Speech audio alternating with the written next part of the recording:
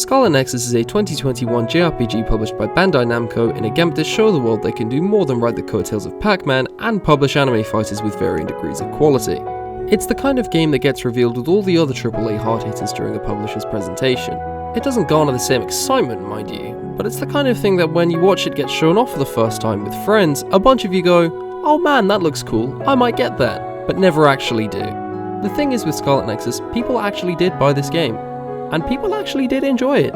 It's been pretty successful. It's a game that has a lot going for it, and you'd expect that from a title that some people are bigging up to be Game of the Year. Great art, interesting story, fun mechanics, excellent presentation, not to mention the pretty sick soundtrack. Now as for this video, I'm gonna have to warn you now. Major spoilers. If you haven't played Scarlet Nexus or watched the anime, but you want to experience the story for yourself, please pause and come back later.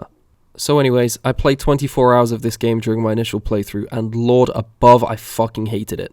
Everything I just said is true. The game does have great art and interesting story, fun mechanics, all wrapped up in great presentation and soundtrack. The issue is, all of these really cool features are suffixed by a great big fucking sometimes. See, I haven't seen many people actually talk about Scarlet Nexus, like at all. And even the few things I have seen mentioned here and there, they've been overwhelmingly positive. And frankly, I feel as though I'm the only person who's played this fucking game and required a deep spiritual cleanse after rinsing my hands of it. The gist of the game is like so. You take up playing as either Yuito or Kasane. Different protag means a slightly different story. I wouldn't worry about missing out though, as the two parties reunite about halfway through the game anyway, and explicitly tell you what you didn't see. Either way, you're an operative for the OSF, the Other Suppression Force. Basically monster fighting army comprised of teens in Neo Japan, and you've just passed the initial test to be assigned a platoon. Hoorah, cadet! A lot of the early game is basically small, little missions and excursions used as an excuse to get the player familiar with mechanics and characters, as you'd probably expect. But even after the first few hours of Scarlet Nexus, you pretty much have an idea of how the rest of it will go. Start in the city or the hideout, get a mission in a location, go to the location, unexpected boss or secret area at the end of the mission, go back to the city or hideout, get drip-fed information. Even after the cast splits into different factions, the game still roughly follows this formula, and it's really frustratingly dry. In Yuito's story, it's shit like, "Oh Yuito platoon, you've been assigned to this location," so he goes, "Yes sir," and off he goes, encounters a secret, gets intercepted by someone from Kasane's platoon, they delve deeper, another boss fight, rinse repeat.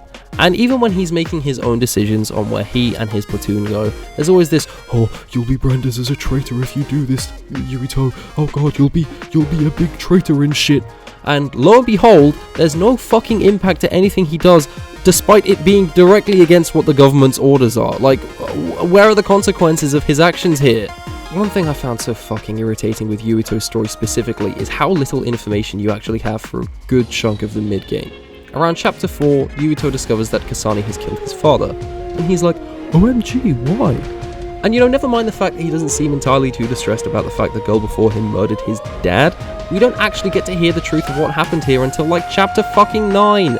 We don't even get to find out why Kasane is trying to kill Yuito until chapter 8 or 9 either. We actually find out very fucking little about her motivations at all until basically the end game. And obviously, it's supposed to be a really sad scene when Yuito's dad dies, right? He sees that he's been murdered, he's like, "Oh no," and we as the player are like, "Oh no, our father is dead, blah blah blah blah." But we don't get to interact with Yuito's dad at all in the game. Like, the first cutscene we have with him is his death. What? Anyway, we get to about phase 6 of the game, where one of Kasane's teammates are about to tell Yuito's party what's going on, and it's a pretty good example of character development.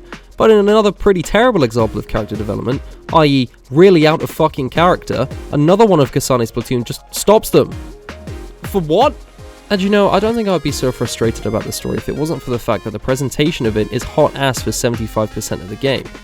I tweeted about this recently, but if there's one thing in story-driven games that frustrates me like no other, it's when you win a boss fight and the cutscene immediately after doesn't reflect that victory. Care to guess what game I was playing when I tweeted this? And I can't even say that this issue is limited to Yuito's story only. I actually started Kasane's story for the sake of this video, and the same fucking thing happens. Just focus. I underestimated Oh, you. that's so annoying, You're pretty dude. good. Oh. What's going on? Why would you do something like that? Holy shit, what a way to invalidate the effort I put into a fight, and thereby the effort I'm putting into the game itself. And this is just an issue with how the game presents itself narratively. Physically, I think the borders and the portraits and the visual novel-like way of showing off the story is actually kind of cool. Up until I touch the right thumbstick. What's the relevance of this feature? What's the fucking point? It's like I'm playing Melee on my GameCube again, and fucking around with the C-stick to make my brother annoyed. Why let the player do this? 9 out of 10 times I'm going to focus more on the ability to throw the screen around than I am on the story itself. This brings me pretty nicely to the boss fights themselves actually. This game loves super armor, like adores it, dishes it out lovingly to everyone, except for you. In combat, I want to actually feel like my attacks are affecting the enemy in front of me. What I don't want to see is a fucking normal-ass human man take a car to the head at high speed velocity with absolutely no effect and proceed to knock me for half my health. This is even betting that you will land a hit on a boss with your telekinesis. Want to know something cool about Scarlet Nexus bosses? A lot of them have ranged abilities.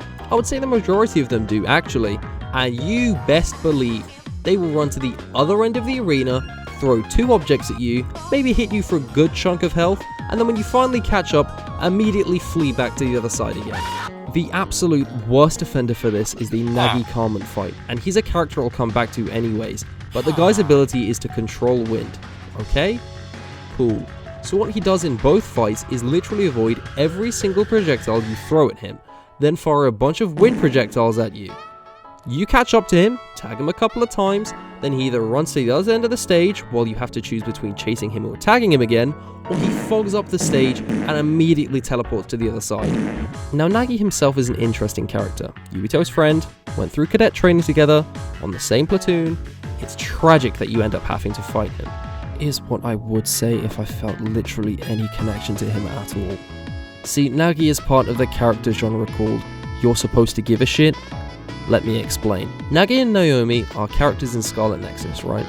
One is Yuito's best friend, the other is Kasane's adoptive sister. Now, tragic things befall them both. Naomi is metamorphosed into an other, while Nagi is essentially brainwashed for witnessing government secrets. Aforementioned metamorphosing. Both of these characters eventually die, and our protagonists shed tears and show emotion for them both, and the game portrays these events as emotional pinnacles for both of our heroes. For myself as the player, I literally could not give less of a shit about these characters. You want me to be invested in a character?